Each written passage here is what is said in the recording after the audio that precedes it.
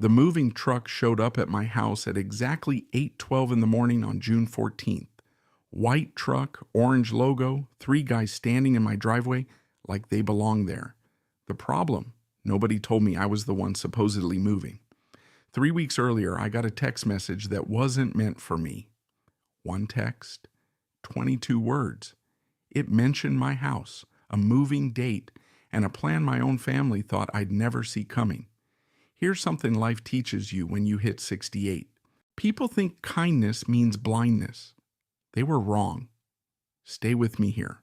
Before I tell you how a wrong number almost cost me my home on Forest Drive in Cedar Rapids, Iowa, tell me something down below. Where are you watching from, and what time is it where you are right now? And if you enjoy real stories about family trust and the moments that change everything, subscribe and settle in, because this one took away something from me, and it gave me something back too. I was 68 years old when this happened, which is an age where people start making strange assumptions about you. They assume you don't notice things. They assume technology confuses you. They assume kindness means weakness. And if you've got gray hair and drive an old truck that rattles a little when the temperature drops below 30, people especially think they can tell your story for you. My name is Sullivan Foster. Most people call me Sully. I lived alone on Forest Drive SE in Cedar Rapids, Iowa, in a 2-story house my wife Eleanor and I bought back in 1993 for $118,500. At the time, it felt impossibly expensive. I still remember sitting in the title office beside Eleanor while she squeezed my hand under the table because she knew I was nervous. "You investigate million-dollar fraud cases," she'd whispered. "You're scared of a mortgage. I trust criminals more than banks," I'd told her. She laughed so hard, the woman handling our paperwork smiled without knowing why. That's who Eleanor was. She could take fear and make it smaller. She'd been gone 5 years when this story happened. Pancreatic cancer. 14 months from diagnosis to funeral. You ever lose somebody who carried half your gravity, feels strange afterward. Like your feet still touch the ground, but somehow less of you does. I still talk to her sometimes, mostly when nobody could hear. Don't look at me like that. If you've lived long enough, you know exactly what I mean. Our house sat near the end of a quiet stretch of Forest Drive, blue siding, white trim, a sugar maple Eleanor planted 22 years earlier that had grown so tall it shaded half the front yard. The mailbox leaned slightly to the left. I kept meaning to fix it. Never did. Life works like that. The small jobs wait. The important ones sneak up on you. I drove a silver 2009 Ford F-15 with 187,000 miles on it. The air conditioning made noises that sounded medically concerning. The radio only liked certain stations. And every winter I promised myself I'd buy something newer. Every spring I decided I didn't need to. My mornings followed a routine. Wake up at 6, coffee, Folgers black silk, 2 eggs, toast, local news, check weather, complain about weather, classic Midwestern retirement schedule. 3 mornings a week I'd drive to Riley's Cafe near Mount Vernon Road, small place, red vinyl booths, coffee hot enough to remove paint, waitress named Denise who called everybody hon. I'd sit with Walter Brennan. Walt, 70 years old, retired electrician. My best friend since Ronald Reagan was president. Walt looked like somebody carved him out of old oak wood and coffee. Broad shoulders, permanent squint, voice rough enough to sand furniture. We'd been friends 35 years, long enough to stop pretending we were impressed by each other. "You look terrible," Walt told me one Tuesday. "You look terrible first," I said. "Fair point. That's friendship after 60. No performance, no pretending. Just accumulated loyalty." Walt lost his wife Marlene for 8 minutes once. Not emotionally, literally. She'd gone into Target while he sat in the truck. Forgot she told him, called police. Nearly filed a missing person report. She came back carrying throw pillows. "You left me," He told her. I told you I was going inside. No, you didn't. I absolutely did. I would have remembered. You don't remember your own birthday. I laughed so hard coffee came out my nose. Life needs people who remind you you're still alive. Walt was one of those people. My son Nathan lived 15 minutes away in Marion, 41 years old, systems engineer, quiet, good man. Too quiet sometimes. Nathan had Eleanor's kindness and my tendency to avoid unnecessary conflict. Bad combination. Conflict doesn't disappear when ignored. It grows, like mold or weeds or subscription services you forgot to cancel. Nathan married Melissa 11 years earlier. Melissa Foster, 39, office manager at a dental practice, smart, organized, driven, beautiful in the polished way magazine advertisements try to manufacture. Melissa wasn't evil. I need you to understand something. Real life rarely gives you villains wearing black hats. Mostly you get ordinary people making selfish decisions one small step at a time. Melissa grew up poor, not we skipped vacations, poor, real poor, single mother, 3 apartments before high school, electric bills paid late, clothes from thrift stores. She built stability with both hands. I respected that. Still do. But fear changes shape over time. When you've grown up without security, sometimes you start chasing it too hard. Sometimes enough stops feeling like enough. Nathan and Melissa had my granddaughter Emma, 9 years old. Gap-toothed smile. Soccer, cleats permanently muddy. Talked like thoughts outran her mouth. Smart like Eleanor. Dangerously observant. Emma loved coming to my house. We baked chocolate chip cookies, watched baseball, played card games. She cheated terribly. Thought she hid it well. Grandpa, she'd whisper while stealing cards. You saw nothing. I saw everything. No evidence. You sound like a lawyer.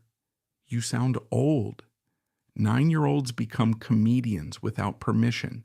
She kept me moving, kept me anchored. After Eleanor died, holidays changed. Everything changes. You keep traditions. They just sound quieter. Thanksgiving moved to Nathan's house.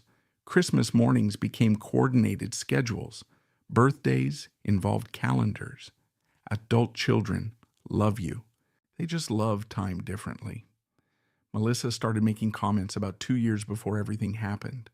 Little comments, harmless sounding. Big house for one person. Must be a lot to maintain. Senior communities are getting really nice now. Less yard work. More convenience. You know that look people give when they're testing an idea before saying the real thing? That look. I'd smile, change subject, talk weather, football, gas prices, anything. One Sunday afternoon, Melissa stood in my kitchen holding coffee. Forest Drive is valuable now, she said. Property market keeps climbing. Guess I got lucky, I said. You ever think about downsizing? No. You should. Why, just practical. I like practical. She smiled. Too quickly. Conversation moved on, but something stayed. Little discomfort. Small enough to ignore, big enough to remember. People who spend years investigating fraud learn something strange. The biggest warning signs rarely arrive screaming. They arrive smiling. Tuesday mornings belong to routine. Routine creates comfort. Comfort lowers defenses, mine included. Tuesday, 7:42 a.m. Kitchen table, coffee, eggs, rain tapping windows. Phone buzzed beside my plate. Simple sound. Ordinary moment. One text message. 22 words. And suddenly my peaceful little life cracked open. Rain changes the sound of a house. I don't know if you've noticed that. A quiet house becomes quieter. Floorboards sound louder. The refrigerator hum feels bigger. Even your own thoughts seem to echo differently. That Tuesday morning, May 21st, rain tapped steadily against my kitchen windows. while I sat at the same table Eleanor and I bought from a furniture store on First Avenue back in 1998. Solid oak, heavy enough to survive tornado season, heavy enough to survive children, not heavy enough to survive secrets. I had half a piece of toast left, coffee cooling beside my elbow, KCRG TV talking about storms moving across eastern Iowa. My phone buzzed. Nothing dramatic. No movie soundtrack, no lightning strike, just vibration against old wood. I picked it up without thinking. Unknown number. Area code local. Message preview showed, moving date June 14th still works. His house should be available by then. I frowned, read it again, then opened the message fully. More appeared. Not much, just enough. Melissa said don't mention paperwork yet. Need everything lined up before he changes his mind. Heather, I stared at the screen. One thing about getting older. People think age slows your instincts, mine sharpened, because experience teaches pattern recognition, and patterns tell stories.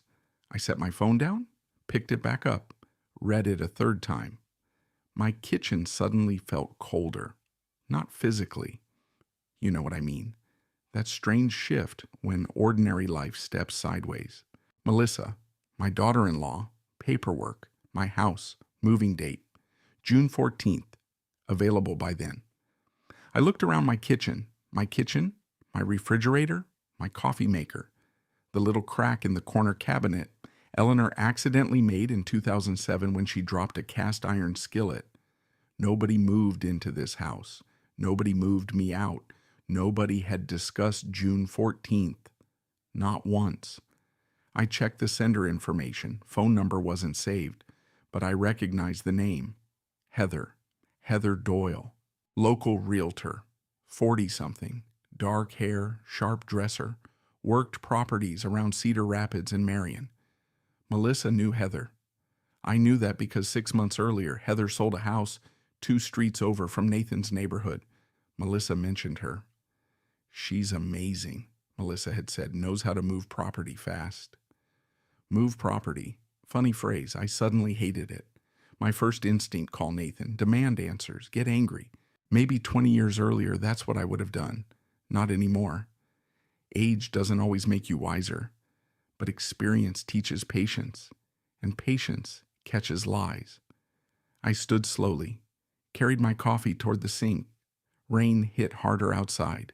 Gray sky, wet pavement, my silver Ford sitting in the driveway. Normal morning, completely normal, which somehow made everything feel stranger. I picked my phone up again, read the message one more time. Need everything lined up before he changes his mind. He, not Sullivan, not Dad, not Sully. He, interesting. People reveal things through language, distance, ownership, intent.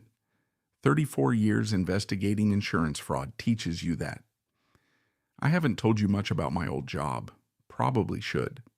I spent 34 years working property fraud investigations, insurance scams, false claims, forged documents, people inventing damage, creating fake ownership trails, building stories designed to survive basic questions. Most fraud fails for one reason. Greed creates sloppiness, always.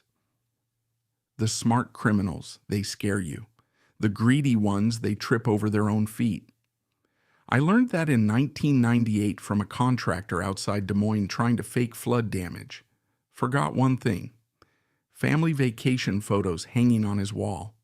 Photos dated 3 weeks after the supposed disaster. Case closed. Human beings miss details. Patterns don't. My pulse stayed calm, which surprised me. Maybe because something inside me already knew. Melissa pushing downsizing conversations, questions about the property, repeated comments. Forest Drive is valuable now. Big house for one person, easier lifestyle, need everything lined up. Pattern. I grabbed my reading glasses, sat back down, opened county property records online, old habit, address, Forest Drive. My address, property ownership unchanged. Good. No filings, no transfer, no obvious problems. Still, something sat wrong, like hearing a familiar song with one note missing. I looked at the message again. Heather, paperwork. Changes his mind. Available by June 14th? No. Not available. Occupied. By me. I called Walt. 3 rings. You're alive, he answered. Disappointing, I said. Morning to you too. You busy? I'm retired. Meaning I'm extremely busy doing nothing. I got a weird question. Only weird? You know Heather Doyle. Pause. Realtor Heather. Yeah. Little intense. Intense. Sold my cousin's place last year. Anything else drives white Lexus SUV. Helpful. I contain multitudes. I lean back. Walt. Yeah. I think I got a text not meant for me. Spam. No. Silence. Longer this time. Walt knew my voice. 35 years friendship teaches people weather patterns inside each other. What kind of text, he asked. I read it. Entire thing. No interruption. No joke. Nothing. When I finished, Walt exhaled slowly. You tell Nathan? No. Melissa? No. Good. You think I'm overreacting? No. You think I'm underreacting? Maybe. I rubbed my forehead. Walt. Yeah. You remember what Eleanor always said, Risky, which one? Don't accuse before understanding. She also said don't ignore things because you're scared to know. Fair point.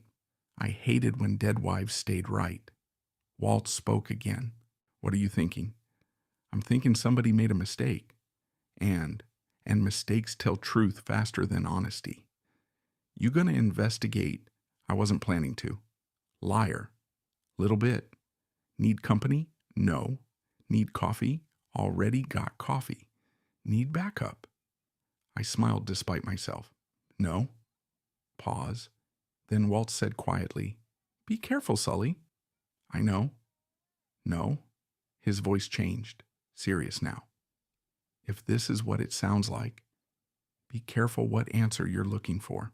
I didn't respond, because he wasn't wrong. People think discovering betrayal hurts most. Sometimes what hurts most is realizing how long it existed before you noticed. I hung up. Kitchen quiet again. Rain, softer now. 8:11 a.m. I looked toward Eleanor's old file cabinet near the hallway. Gray metal. Scratched side. 20 years of paperwork inside. Insurance records, mortgage documents, property files, old habits, old systems, old instincts. Stay with me here. Because this next part matters. I wasn't panicking. I wasn't angry. Not yet. I was remembering. And remembering something dangerous.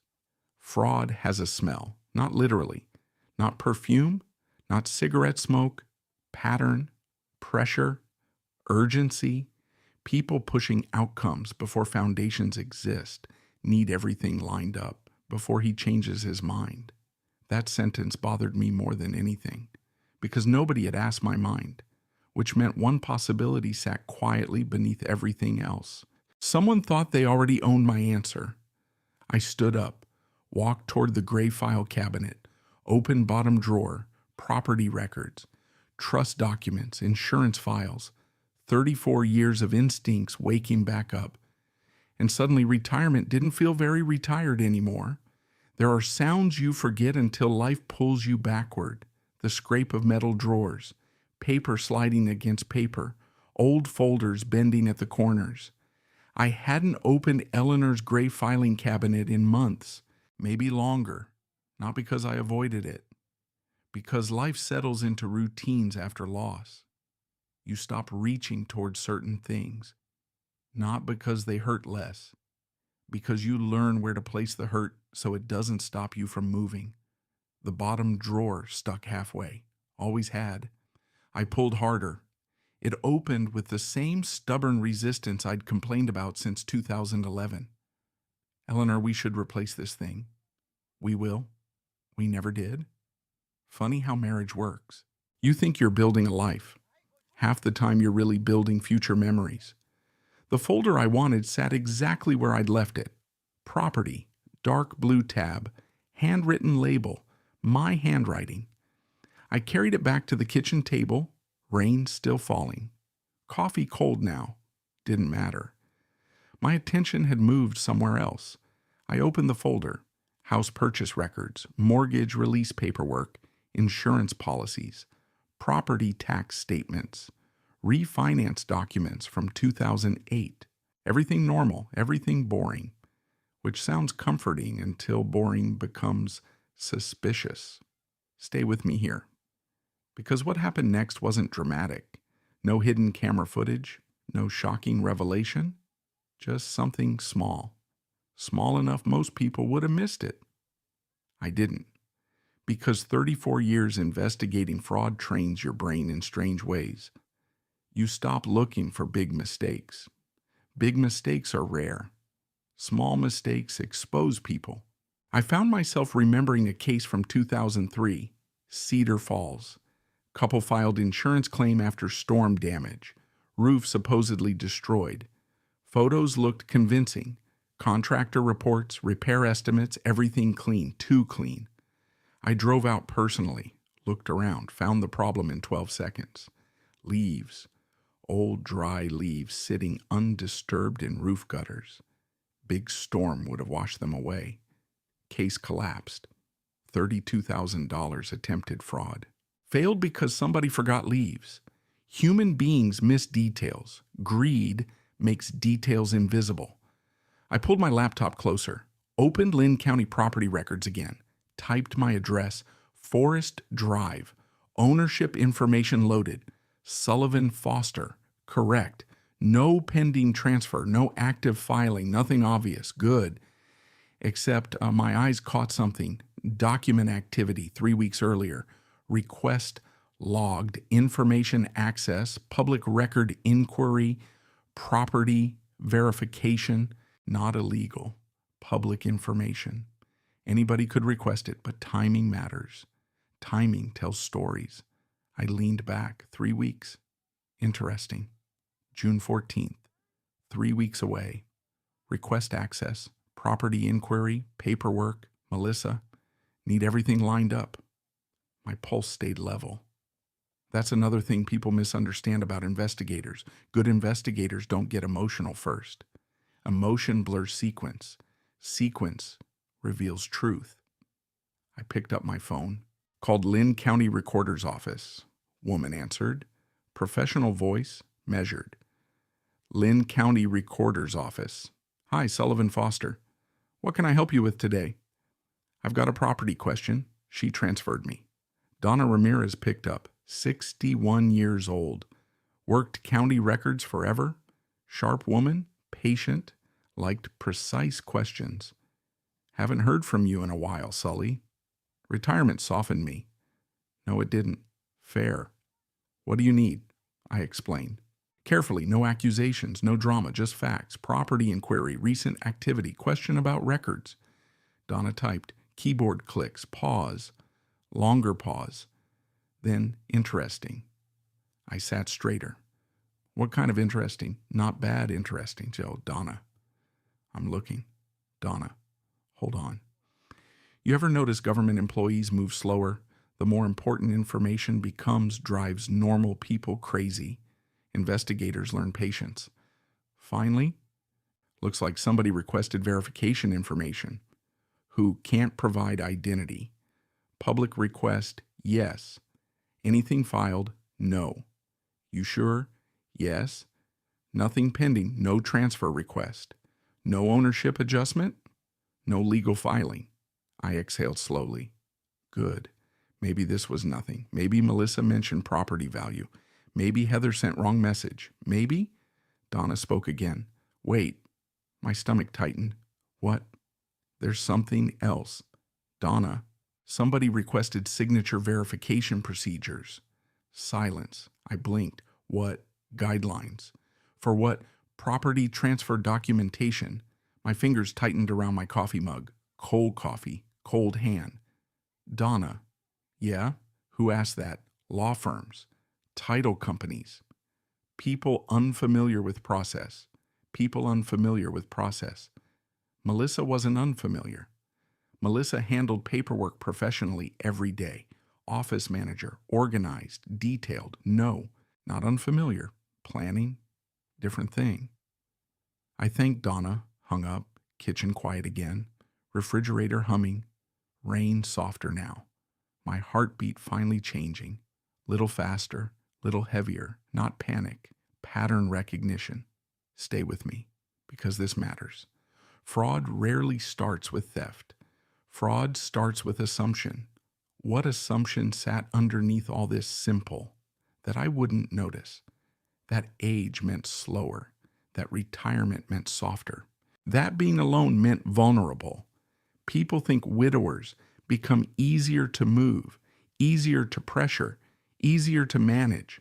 Sometimes they're right. Loneliness changes people, makes them tolerate things, ignore things, accept things. After Eleanor died, there were months I would have signed almost anything just to avoid conflict. But grief changes shape. 5 years later, different man, stronger, quieter, harder to fool. I opened another folder. Trust documents, estate planning, insurance beneficiaries. Eleanor always believed paperwork mattered. People think love protects families, she'd say. Paperwork protects families. At the time I laughed. Romantic. I'm serious. I know. No, you don't. Maybe she was right, actually. She usually was. I scanned documents. Nothing strange. Still. My instincts kept moving. Need everything lined up before he changes his mind. I kept coming back to it because it implied timeline, pressure, urgency, somebody moving pieces, somebody planning around me, not with me, around me. My phone buzzed. Nathan, speak of the devil. Hey, Dad. Hey. You busy Saturday? Depends. Emma's soccer game. I'll be there. Good. Pause. Normal. Easy. Familiar. Then Melissa said maybe dinner after. Melissa said, interesting? Sure. You okay? Why? You sound tired. I'm 68. Fair point. Tiny laugh. Same laugh he'd had since middle school. Same kid. Different man. You need anything? Nathan asked. No. You sure? Yeah. Love you, Dad. Love you too. Call ended. I stared at my phone. Nathan sounded normal. Completely normal. Which complicated things. Because deception gets easier when ordinary life keeps moving beside it. School pickup, dinner plans, mortgage payments, family group texts. Life doesn't pause for betrayal. Life keeps wearing normal clothes. I stood, walked toward hallway, stopped, looked toward Eleanor's photograph. Living room shelf, blue sweater, wind blowing her hair, Lake Michigan vacation. You seen this? I said quietly. No answer? Of course. But somehow speaking helped. I walked back, sat down, opened laptop again, started making notes, timeline, dates, people, connections, old instincts fully awake now, retirement gone, investigator back, and one realization settled into place hard enough I couldn't ignore it anymore. Melissa wasn't hoping I'd decide to move. She was preparing for it, planning around it, counting on it, and whatever game she thought she was playing, she had no idea what game I used to play for a living. People think betrayal feels explosive, like shouting, like slammed doors, like somebody standing in your living room screaming things they can never take back. Sometimes it does. But sometimes betrayal looks like baked chicken, polite smiles, and a child asking for extra mashed potatoes. Nathan invited me over Thursday night. 6:30, he'd said. Melissa's making dinner. Melissa's making dinner. Funny sentence. 2 days earlier, it would have sounded normal. Now it sounded like evidence. You know that feeling when your brain notices something before your emotions catch up. That I got there at 6:28, 2 minutes early. Midwestern rule. On time means late, early means respectful. Nathan and Melissa lived in Marion 15 minutes northeast if traffic cooperated. 3-bedroom subdivision house, built 2015, gray siding, black shutters. Basketball hoop Nathan swore he'd use more. Never did. Melissa opened the door. "Hey, Sully." Not Dad, not Sullivan, Sully. Friendly voice, easy smile, blue sweater, hair pulled back, normal, completely normal, which somehow made everything worse. "Hey," I said. Nathan came around corner. "Hey, Dad." Quick hug, little distracted, phone still in hand, work brain, engineer brain. Nathan could fix a server outage affecting 5 states, but avoided emotional conversations like they carried radiation. Emma came flying toward me. "Grandpa." Impact directly into ribs. 9-year-old hugs aren't hugs. They're collisions. "You getting bigger?" I asked. "No, you are. I'm literally 9. That's what concerns me." She rolled her eyes. "You say that every time." "Because science keeps proving me right," she laughed. Melissa smiled from kitchen. "You want iced tea?" "Sure." "Sweet or unsweet?" "Half and half." "Still impossible." "I've committed to being difficult." "At least you're consistent. Easy, normal, comfortable. Almost enough to make me wonder if I'd imagined everything, almost." Dinner smelled good, garlic, butter, rosemary. Melissa could cook, always could. People aren't one thing. I need you to understand that. Bad decisions don't erase good qualities. Good qualities don't excuse bad decisions. People carry both. That's what makes life messy. Table set nicely. Real plates, cloth napkins.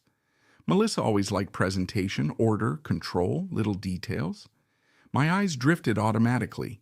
Kitchen counter, mail stack, school paperwork, laptop bag, calendar board, old habits, observation, no conclusions, just information. Nathan sat across from me, Emma beside me, Melissa at end. Chicken, green beans, mashed potatoes. Dinner started normal. School stories. Nathan talking about work migration systems, Emma talking soccer, Melissa talking office staffing issues. Life, ordinary. Then, there it was. Melissa, gentle voice, casual tone. "You know," she said, "Diane's dad moved into Cedar Glen Senior Living last month." I kept cutting chicken. Good for Diane's dad. He loves it. I'm happy for him. No yard work. Wonderful. Activities. I enjoy activities. Smaller place. Sounds smaller. Nathan shifted slightly. Tiny movement. Most people miss tiny movements. Investigators don't. Melissa smiled. "You ever think about it there, finally?" I took drink slowly, set glass down. "No. Forest Drive is a lot of house. I like house. Maintenance, though. I'm maintaining it. Property taxes. Paying them. Utilities. Covered." Smile, smile, smile. Conversation rhythm, but pressure underneath. You know that look. Person asking question while pretending they aren't asking question. Nathan cleared throat. "Dad likes his place." Melissa nodded immediately. "Of course. Too fast. I just worry." Worry. Interesting word. Concern disguises control better than criticism. Emma interrupted. "Grandpa beat me at cards Saturday." "Fair and square," I said. "You cheated." "I've never cheated." Nathan laughed. "You absolutely taught me card tricks when I was 11. Education, fraud, creative strategy." Melissa smiled politely. Not really listening, thinking, watching, calculating. My old instincts noticed something else. Nathan wasn't making eye contact, not much, not naturally. Fork, plate, phone, drink, window, everywhere, except me. People avoiding guilt avoid eyes. Not always, but often. I changed subject. "Truck still running okay?" Nathan brightened immediately. Safer topic. Mostly. Mostly means expensive. Transmission, maybe. "Told you by Toyota." "You always say that." "Because I'm right. You drove Ford 30 years. That doesn't make me correct." Emma laughed. Melissa smiled again, smaller smile this time. Conversation flowed, normal, comfortable. Then Emma said it, completely casually, completely innocently. Mom says Grandpa's room could be mine. Everything stopped, not literally, but inside me. Fork halfway up. Nathan froze. Melissa froze. Emma kept eating. 9-year-olds drop truth bombs, then ask for more gravy. What? I asked carefully. Emma shrugged. When Grandpa moves? Silence. Melissa moved first, fast, too fast. Emma. What? Eat your dinner. I am.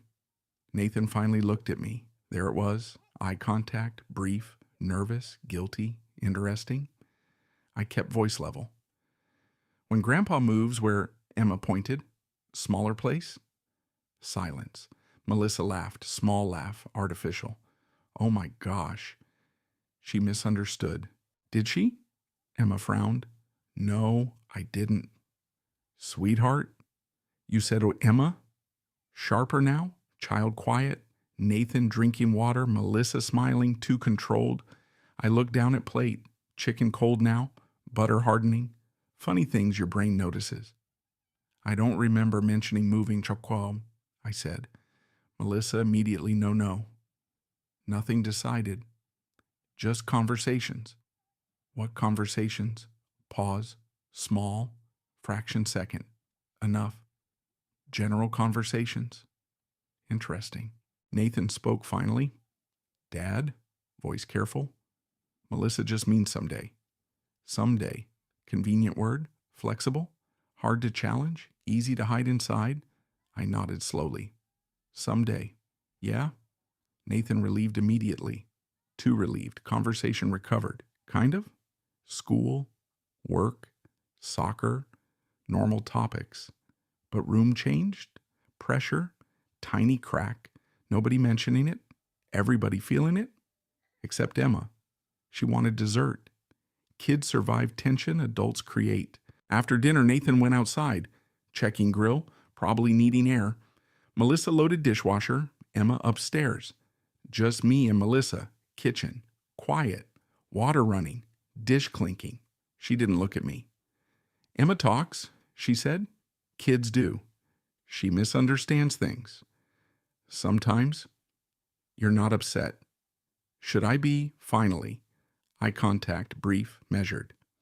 Of course not. Smile. Smile again. Always smile. Forest Drive means a lot to you, she said quietly. Yes, I know. Do you, I wondered? Do you really? She dried hands, turned. People get older. There it was again. Older, not age, limitation, dependency, weakness. People say older when they mean less capable. I noticed, I said. You know what I mean? I know exactly what people mean. Silence. Tiny, sharp. Then Nathan came back inside. Moment gone. But not really, because moments like that don't disappear. They store themselves. Later. As I drove home. 8:41 p.m. Dark roads, streetlights, country radio low, Ford rattling slightly over rough pavement. Emma's voice kept replaying. Grandpa's room, not house, room, meaning, somewhere, somebody. Had already built future plans with furniture placement and assumptions. Children don't lie well, adults do.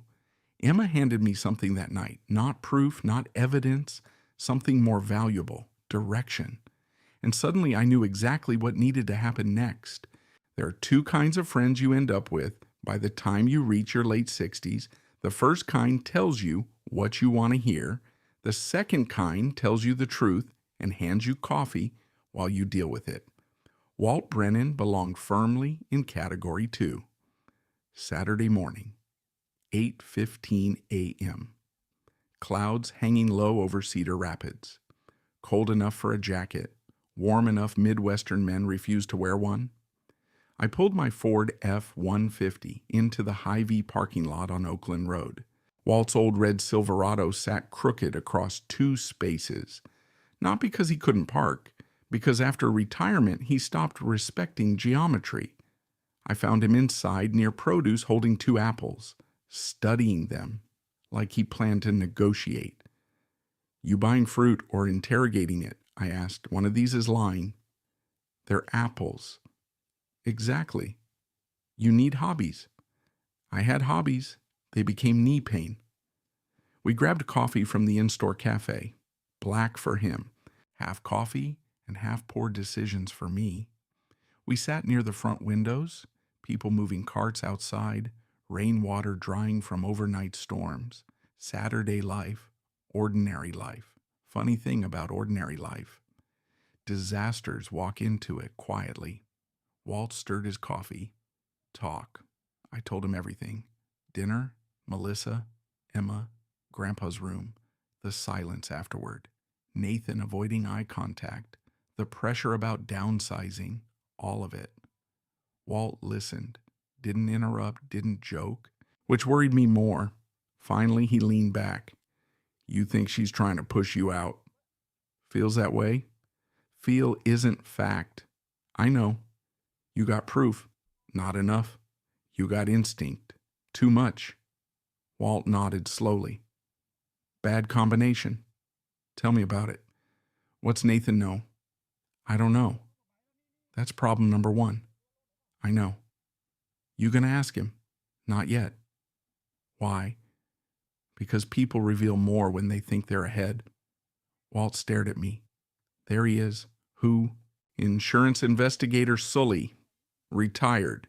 No. Retired people play pickleball. You hate pickleball. I hate people enjoying pickleball. I laughed.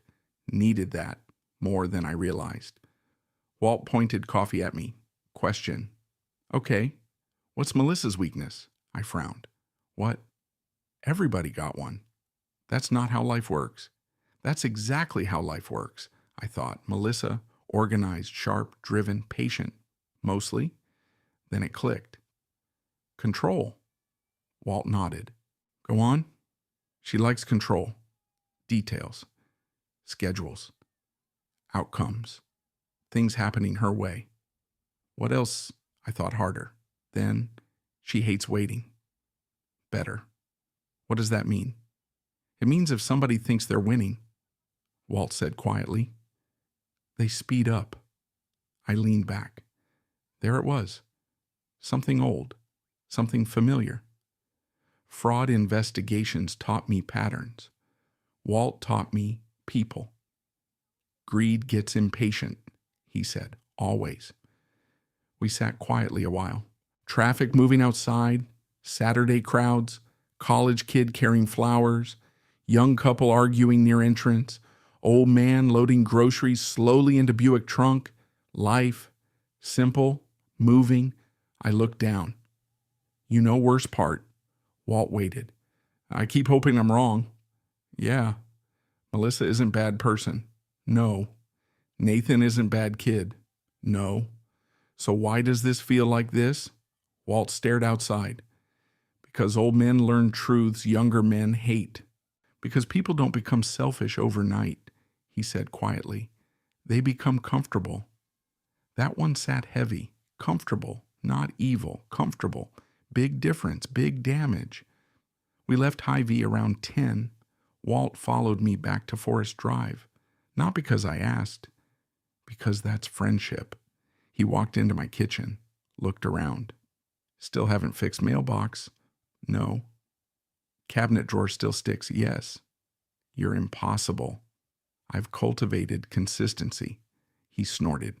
Where paperwork was crass, kitchen table, folders spread out, notes, timeline, names, dates, text message. Walt adjusted glasses, read quietly. 5 minutes, 10, 15. No talking. Finally, you notice this, what wanting need everything, lined up before he changes his mind. I noticed. Problem. I know. No. He pointed. Think harder. I stared, read again. Nothing. What changes his mind? So somebody thinks discussion already happened. My stomach tightened because he was right. Not planning future. Operating inside assumed agreement or false agreement. Different thing. Dangerous thing. Walt looked toward window. You talk lawyer yet? No. You should. Feels dramatic. You know what dramatic is. What be you, moving truck showing up one day? Funny? Not funny, but funny. I'll think about it. No? You'll call? Walt, Sully. Silence. Call? I sighed. Fine. Good. Lunch happened accidentally, which happens when old friends start talking. Frozen pizza, my oven, too hot, burned edge. Walt blamed oven. I blamed user error. Your cooking killed this pizza. My cooking gave pizza character. Your character tastes like charcoal. You still eating it? I'm hungry. We laughed. Real laughter. Deep. Needed. There's something healing about laughing while your life feels uncertain. Like your brain reminding itself not everything hurts. Around 2 p.m, Walt left. Before leaving, he stopped near front door. Turned back. One more thing. What? Don't get emotional. I won't. Don't get angry. I won't. Don't get clever. I literally spent career being clever. Exactly why I'm worried. He pointed. Paper. Facts. Timeline. No guessing. No assumptions. Okay. And Sully. Yeah? If this gets ugly, pause. Small. Heavy. You remember Emma. That hit harder than expected. Because he was right. Whatever happened, Emma mattered. Most, always. I nodded. I know. After he left, the house felt quieter. Different quiet. Prepared quiet. I cleaned kitchen, folded blanket, checked front mailbox, still crooked, still leaning left. Some things stay broken longer than they should. Phone buzzed. Melissa. Text message. Short. Simple. Emma wanted to know if you can come to soccer Wednesday. I stared. Longer than necessary. Normal text. Normal life. Again. Life wearing ordinary clothes. I typed back. Wouldn't miss it. Sent. 3 dots appeared. Disappeared. Appeared again. Then, she loves having you there. I looked at message. Read it twice. People are complicated. I need you to understand that. Complicated people make terrible decisions.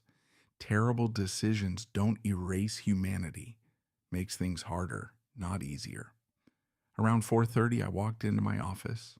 Small room, bookshelf, old awards. Insurance industry plaques nobody cares about after retirement.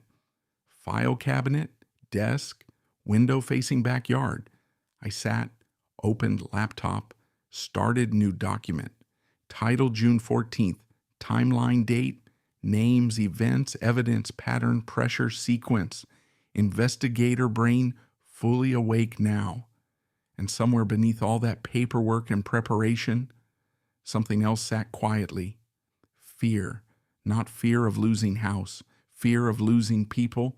Because houses can survive damage. Families sometimes don't. But Walt said something before leaving.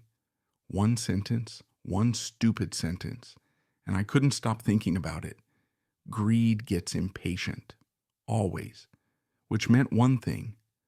Melissa wouldn't wait forever. Eventually, she'd make a mistake. People make mistakes when they're tired. People make mistakes when they're scared. But the biggest mistakes, those happen when people think they've already won. Wednesday afternoon. Emma's soccer game. Pleasant Valley Sports Complex, Marion, Iowa. Temperature around 68 degrees. Cloud cover. Wind moving hard enough to make folding chairs wobble. Youth soccer parents lined along the field, pretending they understood strategy. They didn't. 9-year-old soccer mostly looks like chaos negotiating with gravity.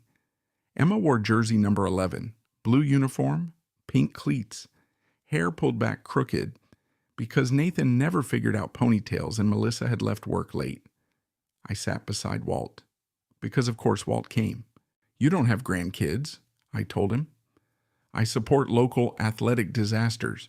That's rude. Truth isn't rude. Emma kicked air twice, missed ball once, scored once, celebrated like she'd won the World Cup. Walt stood up cheering, nearly dropped coffee. That's my... He stopped, looked around. Neighbor child. Smooth, I said. I panicked. Clearly. Normal afternoon. Sun finally breaking through clouds. Kids yelling. Parents clapping. Life.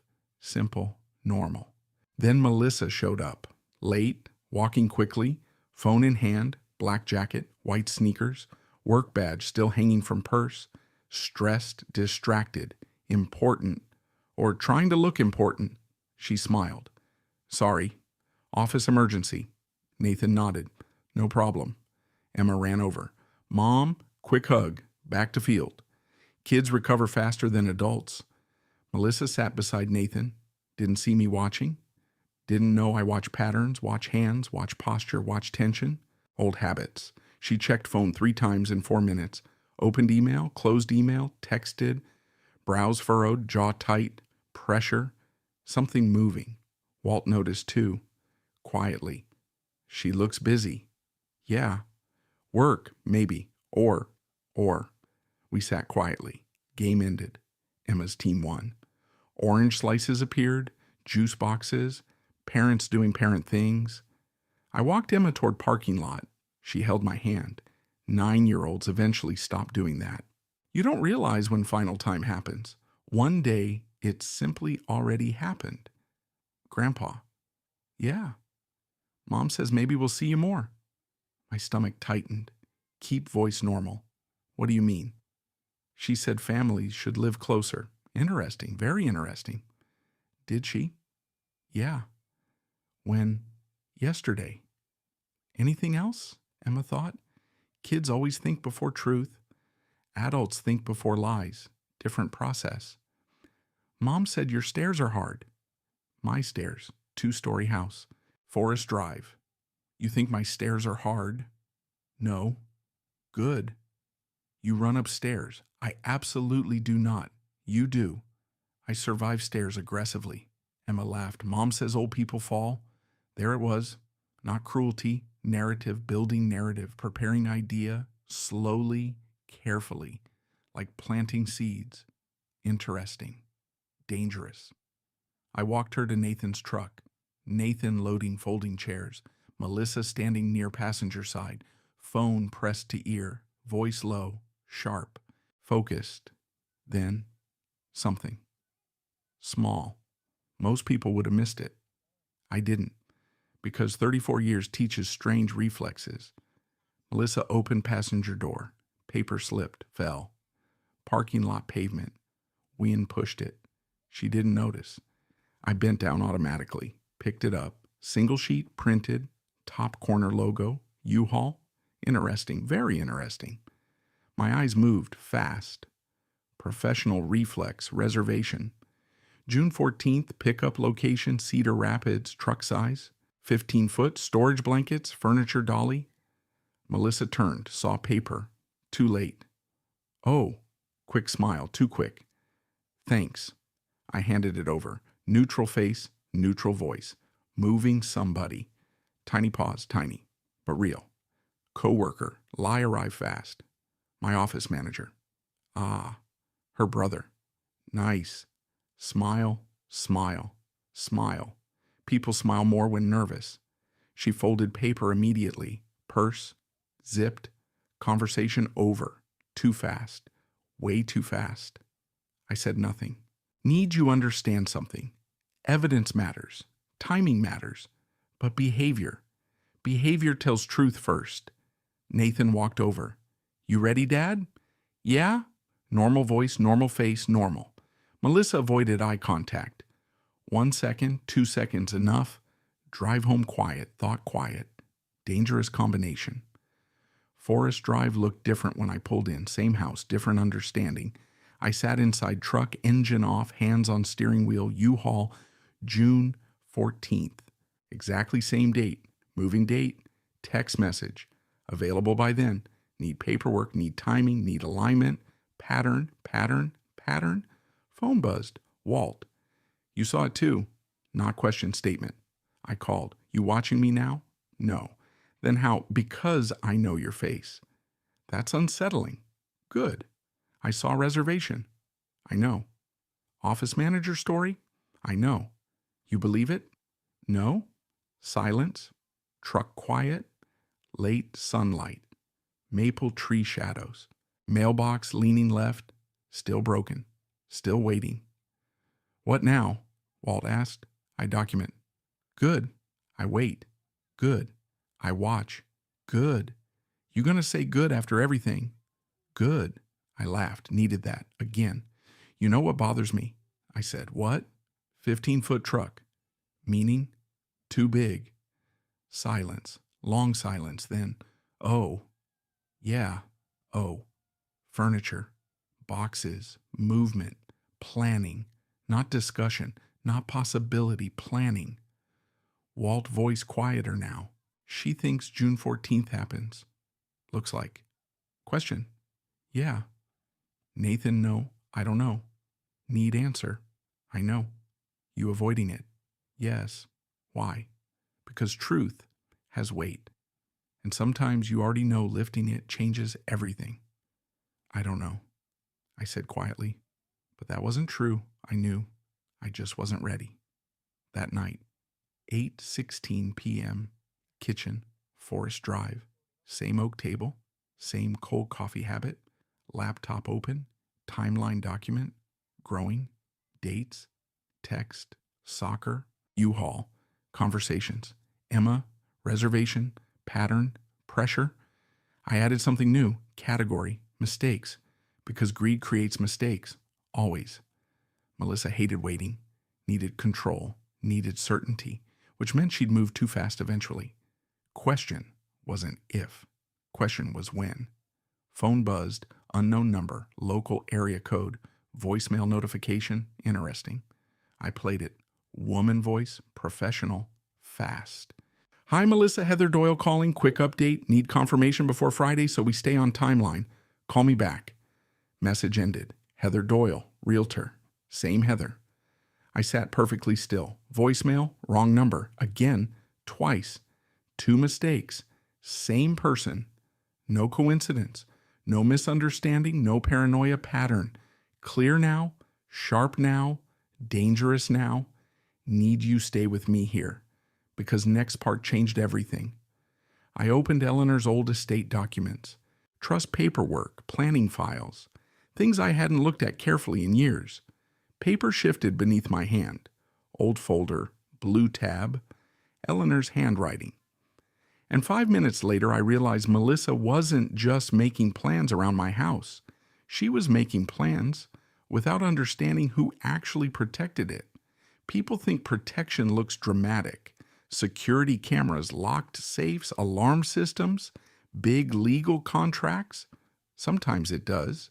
But sometimes protection looks like a woman sitting at a dining room table 17 years earlier saying, sign here too. Thursday morning, 6:12 a.m. Forest Drive. Rain again. Iowa weather likes repetition. Coffee steaming beside me. Kitchen lights still on because sunrise hadn't fully arrived. And Eleanor's old estate folder sitting open in front of me. Blue tab. Worn corners. Her handwriting, neat, sharp, organized. Everything Eleanor touched stayed organized. My side of the closet looked like a weather event. Her side looked like a department store display. Marriage teaches compromise. Mostly one person compromising with chaos. I adjusted my glasses. Read slowly. Trust documents, estate planning updates, property language, beneficiary instructions. Things we signed years ago, things I remembered, things I forgot. Funny thing about long marriages, you divide responsibilities. Eleanor handled planning. I handled problems. She thought ahead. I reacted. Good system. Until suddenly one person disappears. Then you spend years discovering things they quietly protected. I kept reading, paragraph, page, signature, legal language. Then, there, something. I sat back, read it again. Slower. No. No way. Then again. My chest tightened, not fear, recognition. Eleanor, I said quietly. Because suddenly I remembered. 17 years earlier. Housing market ugly. Economy ugly. Everybody nervous. Nathan younger. Emma not born yet. Eleanor sitting at this exact kitchen table. Stacks of paperwork. Claire Whitmore across from us. Claire, real estate attorney, 52 now, 45 back then. Sharp woman, impossible to rush. Charged by the hour and somehow made silence feel expensive. You need protection layers, Claire said that day. Protection from what I'd asked. Life. Helpful. Lawyers love mysterious answers. Eleanor understood immediately. She always understood faster. Future planning, she'd said. Exactly, Claire answered. At the time I signed paperwork, mostly because Eleanor asked. Marriage after 30 years creates trust like that. You don't review every sentence. You trust character. I trusted Eleanor completely. Still did. Even now. Especially now. I grabbed my phone, called Claire's office. Receptionist answered. Whitmore Legal. Sullivan Foster. Pause. Oh. Recognition. Good sign. One moment. Claire picked up. Sullivan. Morning? Everything okay? No. Silence. Professional silence. Lawyer silence. Meaning talk. I need help understanding trust paperwork. Long pause. Come in. Today. 10. Thanks. Sullivan. Yeah? Bring everything. Claire's office sat downtown Cedar Rapids near 3rd Avenue. Brick building, small parking lot, quiet lobby. Neutral paint colors designed by people who hate excitement. 10:02 a.m. Claire met me herself. Dark blazer, reading glasses, same sharp eyes. Sullivan.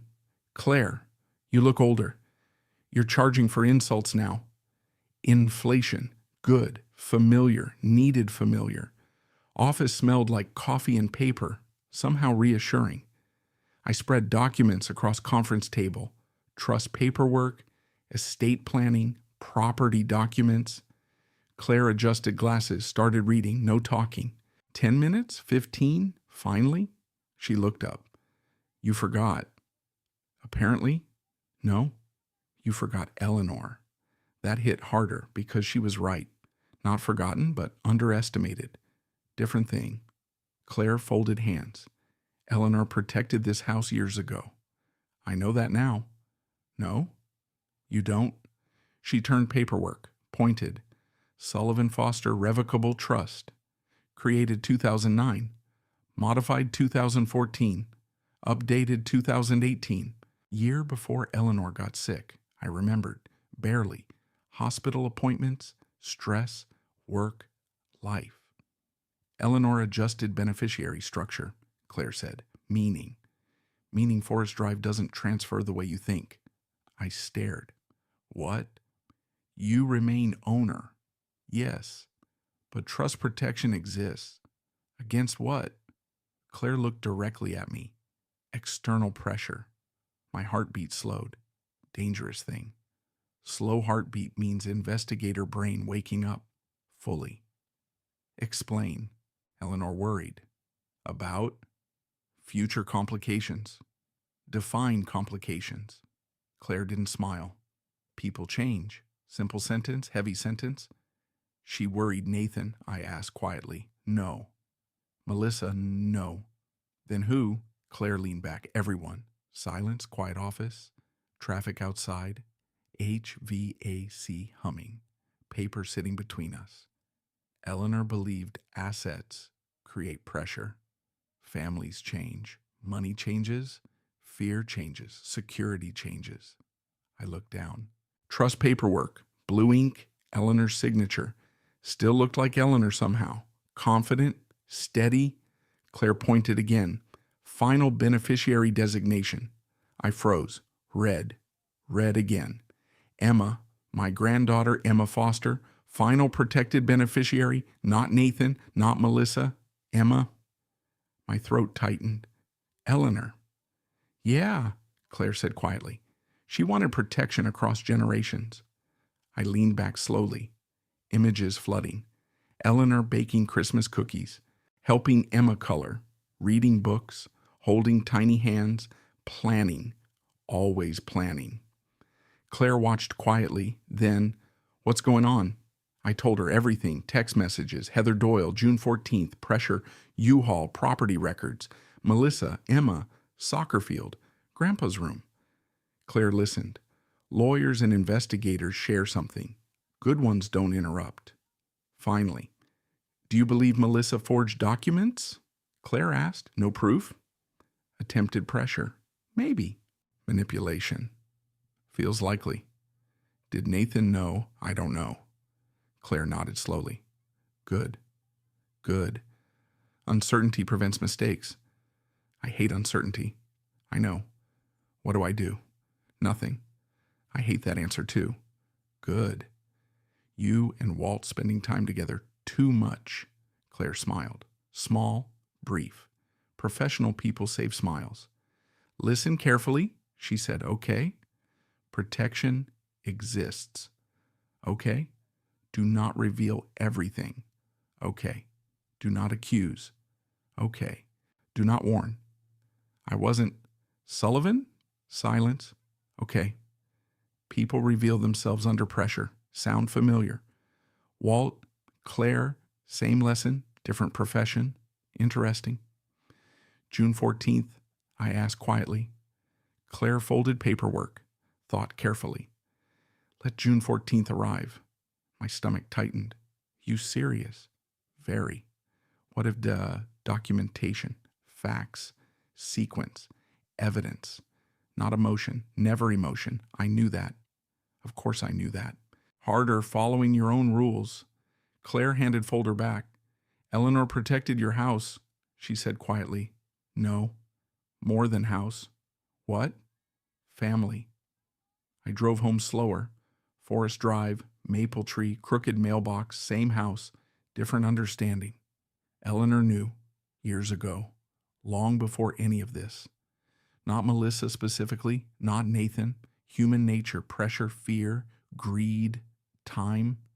She protected Emma, protected future, protected me. And suddenly something changed. Before I was investigating, now I was waiting. Because Melissa thought she understood Forest Drive. Square footage, property value, location, market value.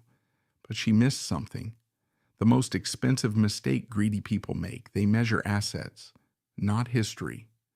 And they never realize somebody else built defenses years before they arrived. Some conversations don't feel like conversations. They feel like standing on a frozen lake. Every sentence carries weight. Every pause sounds dangerous.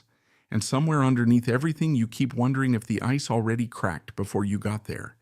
3 days before June 14th, Tuesday, 11:38 a.m. Culver's on Collins Road. Nathan picked the place, which told me something immediately. People choose familiar places when they're nervous. Nathan loved Culver's, Butterburger, cheese curds, root beer, predictable comfort food, comfort locations. Human beings build little shelters when stress arrives. I got there early? Of course I did. Habit. Retirement changes schedules, not instincts. I took a booth near the window. Gray clouds outside. Light traffic. Lunch crowd beginning. Teenagers working behind counter. Fryers humming. People living ordinary Tuesdays. My coffee sat untouched.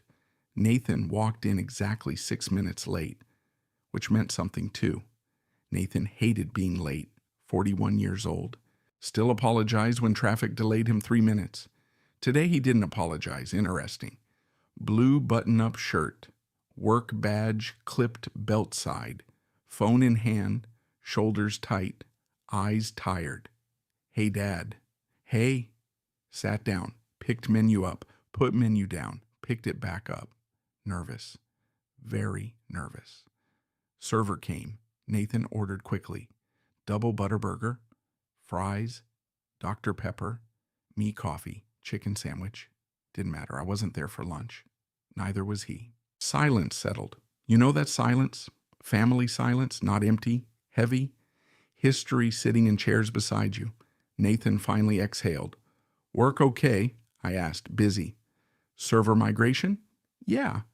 You solve it, mostly. You always do. Tiny smile, gone fast. There was my boy, still in there, still somewhere. I let silence work. People feel silence, especially guilty people. Finally, Dad. Yeah. You ever think about moving? There it was. No setup, no warning. Straight line. Interesting. Very interesting. I took coffee slowly, bought time. Old investigator trick. People reveal more filling their own tension. Why? Nathan looked toward the window. Bad sign. Just asking. No? Okay. Silence again. Then Forrest drives a lot. There it is. What? Not your question. What do you mean? Who brought it up? Dad. Who? Long pause. Too long. Melissa. Honesty. Small honesty. Still honesty. Okay? Nathan rubbed hands together. Nervous habit since middle school. Did it before baseball tryouts. Did it before driver's test. Doing it now. Interesting. She worries, he said, about. You living alone. I'm fine. I know. Do you? Yeah? No? Silence. Sharp silence. Nathan shifted. Dad. No. I need you to understand something. He looked up. Finally. Eye contact. Good. I raised you in that house. I know. Your mother died in that house. Silence. You learned to ride bike on that street. I know. You broke your wrist jumping stairs in front yard. I was 12. You were stupid. I was adventurous. You were stupid. Tiny smile. Gone fast. Needed then. Back. Reality. Nathan. Yeah. Talk straight. Long silence. Long enough fries arrived. Server cheerful. Wrong timing. Life does that. People bring ketchup while families crack apart. Nathan waited until server left. Then quietly, Melissa thinks maybe eventually we'd all be better closer together. There. Closer together. Interesting phrase. Carefully built. Soft edges. Hard intention. Meaning. Meaning maybe. Pause. Tiny. Dangerous. Maybe we'd use Forest Drive. Use, not visit, not help. Use. Who's we? Dad. Who's we? Me. Melissa. Emma. There. Finally. Truth. Not whole truth. Part truth. Enough. I leaned back slowly, didn't raise voice, didn't get angry. Anger ends conversations. Questions reveal people. Melissa tell you I want to move? Nathan froze. Actually froze. Tiny movement. Eyes, jaw, breathing, pattern, God, pattern. Did she? Silence, then quietly. She said you talked. There it was. Stay with me. Because this matters. More than text messages. More than paperwork. More than U-Haul reservations. Because betrayal hurts differently when somebody else tells your story before you can. What exactly she say? Nathan stared table. Your dad knows it's time. My chest tightened. Not because house. Because Eleanor. Because Forest Drive. Because memories. Because somebody took my silence and translated it into permission. She said that. Yeah? You believed her? Long silence. Nathan finally whispered, I thought maybe. Maybe. Coward word. Safe word. Maybe protects people from responsibility. Look at me. Nathan looked up, eyes tired. Older suddenly, smaller somehow. Did you ask me? No. Did you call? No. Did you come over? No. I raised you better than that. Silence. Heavy now, real. Nathan swallowed hard. I know. No? You don't? People think disappointment sounds loud. Usually doesn't. Usually sounds quiet. That hurts more. I wasn't trying to hurt you, Nathan said quietly. I know. I thought, no. Don't tell me what you thought. Tell me what you did. Silence. Long. Painful. Truth finally arrived. I didn't ask enough questions. No, he didn't. And suddenly, for first time, I understood something. Nathan wasn't mastermind. Nathan wasn't planner. Nathan wasn't manipulator. Nathan was weaker. Different problem, different pain. Melissa moved. Nathan drifted. Big difference. Big consequence. I need to ask something, I said quietly. Nathan nodded. Did Melissa ever mention paperwork? His eyes changed. Small thing, tiny thing, enough. Paperwork. Interesting. Paperwork for what? Lie? Bad lie. My son lied terribly, always had. Age 11, cookie jar, could never lie with eyes. 41, still couldn't. Nathan? Dad. Paperwork. Long silence. Then she talked to somebody. Who? Heather. There, Heather Doyle. Realtor, same Heather. About. Options. What options? House value. Timing. Future planning. Future planning. Interesting, very interesting. I sat back, heart strangely calm, because truth finally had shape. Nathan spoke quietly. She wasn't trying to hurt you. I almost laughed, not because funny, because human beings always say that sentence. Wasn't trying to hurt you. Pain still hurts. Intent changes explanation, not damage. I need to ask one more thing. Nathan nodded. June 14th. Everything changed. Instantly, color drained, eyes widened. There it was. Truth, entire truth, or close enough. You know June 14th, I said quietly. Silence. God. Silence. Nathan looked down. Hands shaking now. Small. Barely. Enough. Yeah, he whispered. And suddenly everything changed. There is a strange kind of calm that shows up when you already know the storm is coming. Not peace, not acceptance. Something colder, cleaner, like standing at your front window, watching dark clouds roll towards your house and realizing you've already boarded up the glass. June 14th arrived on a Friday, exactly the way Heather Doyle's text message said it would. I woke up at 5:41 a.m. Didn't need an alarm. Didn't sleep much anyway.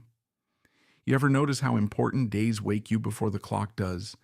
Coffee, black, extra strong, kitchen quiet, forest drive still dark outside. The maple tree Eleanor planted moved gently in early wind, mailbox still leaning left. I should have fixed that thing years ago. Funny what survives chaos. I showered, shaved, button-down shirt, dark jeans. Not because appearance mattered, because discipline mattered, control mattered.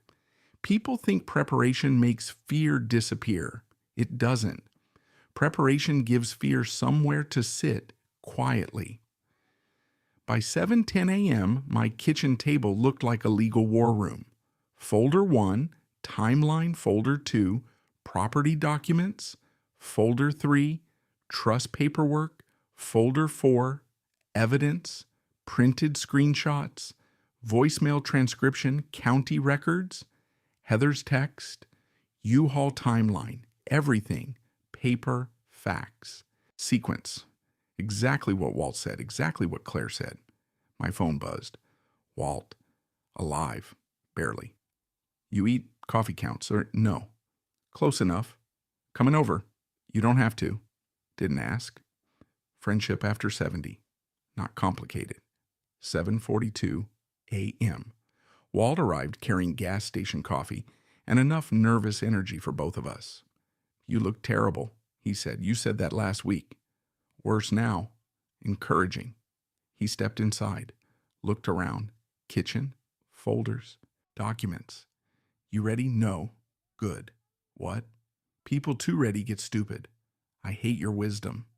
Free wisdom worth exactly what you paid. I almost smiled. Almost. Walt walked toward front window, looked outside. Quiet neighborhood, Friday morning, neighbors leaving for work. Life normal. Life always normal right before it isn't. You tell police? Walt asked. Civil standby requested. Claire, coming? Nathan, no. Melissa, no. Good. Silence, coffee. Clock ticking. 8:03 a.m. Claire Whitmore pulled into driveway. Dark sedan, professional calm, lawyer energy, which somehow makes people more nervous than police. She walked inside carrying legal folder. You okay? She asked. No. Good. You people rehearse that answer. Experience. She set papers down, reviewed everything. Again.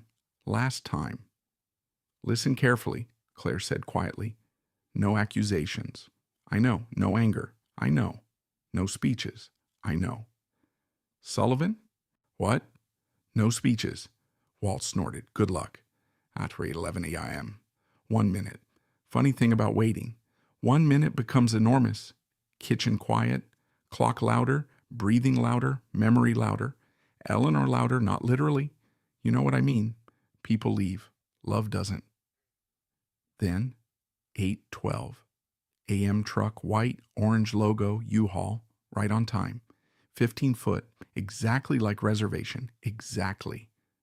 My chest tightened once, hard, then settled, because now facts, sequence, pattern. 3 people climbed out. Driver, 2 movers, young, confused, normal workers doing jobs, nothing personal, nothing evil. Then Melissa, black SUV, pulling behind truck, Nathan beside her, passenger seat. God, seeing Nathan hurt more. Not because surprise, because confirmation. Heather Doyle arrived 30 seconds later, white Lexus. Same one Walt remembered. Interesting detail, useful detail, last vehicle. Small locksmith van. I looked at Walt. Walt looked at me. Well, he said quietly, that's aggressive. Front door knock, 3 sharp hits. Professional confidence. Melissa. I open door, smile, calm, always calm. Sully, Melissa said, not Dad. Interesting. Nathan. My son looked exhausted. Didn't meet eyes. Heather standing behind, holding folder, movers waiting awkwardly. Locksmith checking phone. Real people. Real consequences. Morning, Melissa said. Morning. Silence. Bird noise somewhere. Wind moving leaves. Neighborhood normal. My life not normal. Melissa smiled, controlled, practiced. We should talk. Okay? Nathan finally looked up, eyes red. Didn't sleep either. Good. Not good. You know what I mean. Melissa stepped forward, voice soft, prepared. We've talked about this. No, you talked. Different thing. Talked about what? I asked calmly. Sully. Smile tighter now. Moving. Interesting. We agreed. No. Pause. Tiny. Important. No. Melissa said. No. Heather shifted. Subtle, professional instinct. Something wrong. Good. Melissa recovered quickly. Maybe confusion. No. Nathan. My son looked trapped. Actually trapped. God. I hated that. We talked about options. Nathan said quietly. Options. Coward word. Safe word. Melissa kept moving. Too fast now. Greed speeding up. Exactly like Walt said. You said Forest Drive was becoming difficult. No. You said stairs. No. You said maintenance. No. Smile disappearing. Pressure rising. Interesting. Very interesting. Then she made mistake. Big one. People always make one. You agreed June made sense. June. Not moving someday. June. Specific. Timeline. Confirmation. Greed. Impatience. There. Finally. I looked directly at Claire. Claire opened folder quietly. Professional. Calm. Melissa Foster, Claire said. Voice lawyer cold. Dangerous voice. Melissa blinked. What? Claire Whitmore. Counsel representing Sullivan Foster. Heather Doyle went pale. Actually pale. Good. Very good. Melissa looked at Nathan. Nathan looked sick. Real sick. Not acting. Real. Claire continued. Documentation indicates Sullivan Foster never authorized property transfer discussion. Silence. Wind. Bird noise. Neighbor backing truck down driveway. Life continuing. Melissa stared. You don't understand. No, Claire said calmly. We do. I stepped forward. Not angry, not loud. Just steady. 34 years experience. Pattern recognition. Human behavior. Truth. Melissa. Silence. You told Nathan I want to move. No answer. You told Emma. No answer. You contacted Heather? No answer. You arranged truck? No answer. You scheduled locksmith? Locksmith suddenly looked terrified. Poor guy. Wrong job, wrong day. Heather spoke quietly. Melissa, too late, way too late. I pulled single sheet from folder. U-Haul reservation, June 14th. 15 foot, name, timeline, then voicemail transcript. Heather Doyle, need confirmation before Friday, stay on timeline, then trust paperwork. Claire stepped beside me. Eleanor Foster trust protections remain active. Melissa froze, actually froze. What? Forest Drive protections prevent unauthorized transfer structure assumptions. Confusion, panic, realization. Beautiful sequence. Not revenge. Truth. Different thing. Nathan whispered, Melissa. Voice broken. Completely broken. And for first time she realized. This wasn't an old man caught unprepared. This wasn't confusion. This wasn't weakness. She hadn't been planning around retirement. She'd been stepping directly into a trap built years earlier by a woman she'd underestimated. My wife, Eleanor Foster. People think winning feels loud, like shouting, like slamming doors, like finally saying every angry thing you've carried quietly for weeks. It doesn't. Not real victories. Real victories usually arrive quietly, and sometimes they don't feel like winning at all. Forest Drive, June 14th, 8:19 a.m. Nobody moved, not Melissa, not Nathan, not Heather. Even the movers stood awkwardly beside the truck like men who accidentally walked into the wrong movie. Wind moved through the maple tree Eleanor planted, leaves shifting softly, peaceful. Strange how life keeps looking normal while your world changes shape. Melissa spoke first, voice smaller now, less polished. You planned this. No? Interesting. Very interesting. People cornered by truth often call preparation manipulation. No, I said quietly. I prepared. You're making me look like no. Claire stepped forward calmly. Melissa. Professional voice, sharp, controlled. Difficult conversations don't become fraud because they're uncomfortable. Melissa folded her arms. Defense posture, protective, human, not monster, human. Need you understand that. Because monsters make stories easy. People make them painful. Nathan still hadn't said anything. My son stood beside Melissa looking like somebody erased the ground underneath him. 41 years old. Still my boy. Still, always. Even then. Heather Doyle cleared her throat. Professional panic. Useful thing to observe. I think maybe I misunderstood some information. Melissa turned, fast. What? Heather straightened. No written authorization existed. You said no. Heather interrupted quietly. You said your father-in-law wanted options. Not ownership, not transfer. Options. Interesting. Melissa blinked. Once, twice, pressure rising, greed losing balance. Exactly like Walt said. People speed up when they think they're winning. People collapse when momentum disappears.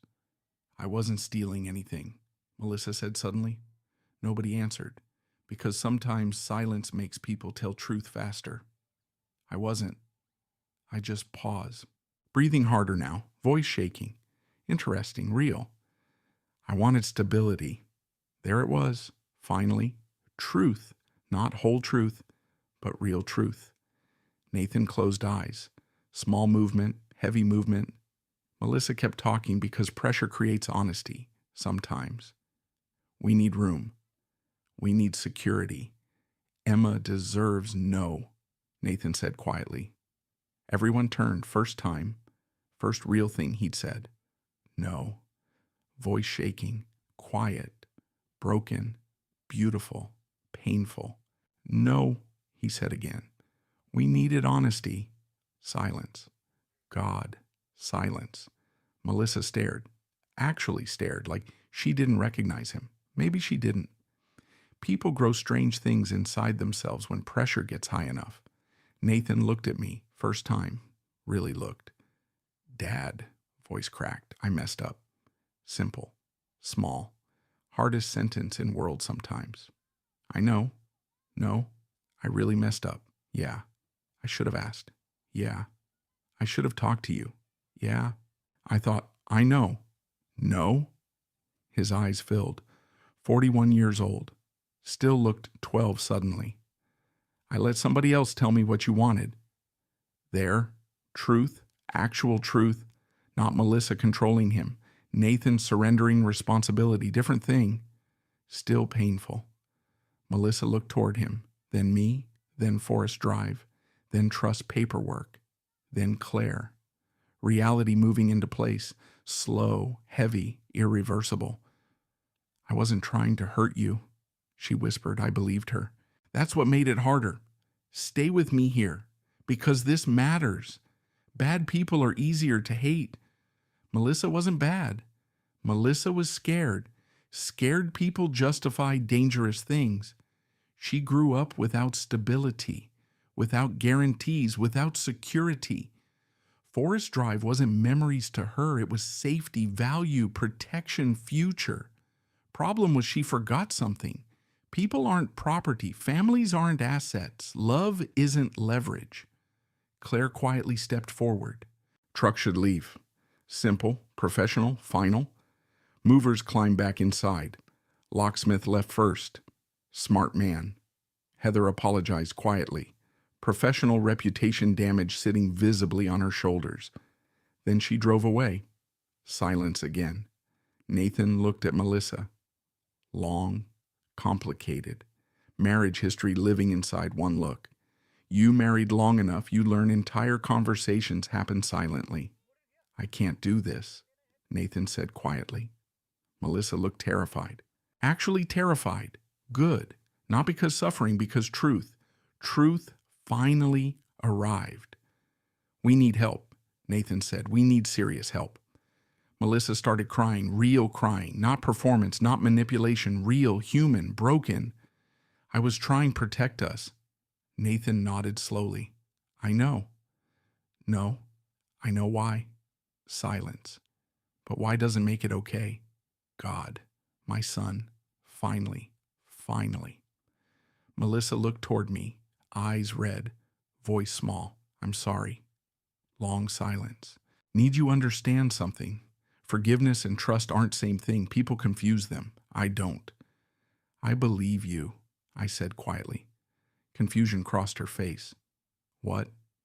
I believe you're sorry. Tears. More tears. But Forest Drive isn't changing hands. She nodded. Slowly. I know. And Emma never carries this. Another nod. I know. No. Voice firmer. You really understand me. Emma. Always Emma. Children don't inherit adult damage, or they shouldn't. Eventually. Cars left. Truck gone. People gone. Forest Drive quiet again. Too quiet. Walt stayed, of course. We sat front porch, two old men, coffee, wind, maple tree, mailbox still leaning left. Well, Walt said, well, you okay? No? Good. There you go again. Truth, silence, bird noise, normal neighborhood sounds, life continuing. I don't feel good, I admitted quietly. You weren't supposed to. I thought I would. No? Why? Because winning family problems still means family problems happened. That old idiot. Always right. Weeks passed. Nathan started therapy. Marriage counseling too. Melissa joined, not immediately, eventually. Healing doesn't move fast. Trust moves slower. Emma still came Saturdays. Cookies, cards, soccer stories, cheating at games. Life, normal life, different, but normal. Nathan started showing up more. Not perfectly. Trying. Real trying. Hard thing. Good thing. Melissa came once. 3 months later, Forest Drive, front porch, sunset. No speeches, no excuses, just quiet. I'm working on it, she said. I know. I really am. I know. People can grow. Slow, painful, possible. Not guaranteed possible. I fixed the mailbox, finally. Took 14 years. Eleanor would have laughed. Ford still runs, mostly. Kitchen table still there, oak. Heavy, strong, like memories, like consequences, like love. And some nights, when house gets quiet, I still talk to Eleanor. Not because I'm stuck, because love doesn't end. It changes rooms. And before I finish, I need to tell you something. If people in your life start making decisions around you instead of with you, pay attention. If somebody mistakes kindness for weakness, pay attention. If somebody tells your story for you, take it back calmly, clearly, completely. You don't have to become cruel to protect yourself. You don't have to become loud to become strong. And boundaries aren't punishment. Sometimes boundaries are love wearing work boots, family matters, grace matters, forgiveness matters, but truth matters too, especially truth. If this story meant something to you, join our community by hitting that like button and subscribing for more real, raw, and family-centered stories. Drop a comment below and tell us, have you ever been in a situation like this? We read every single one. And as always, thank you for being a part of this.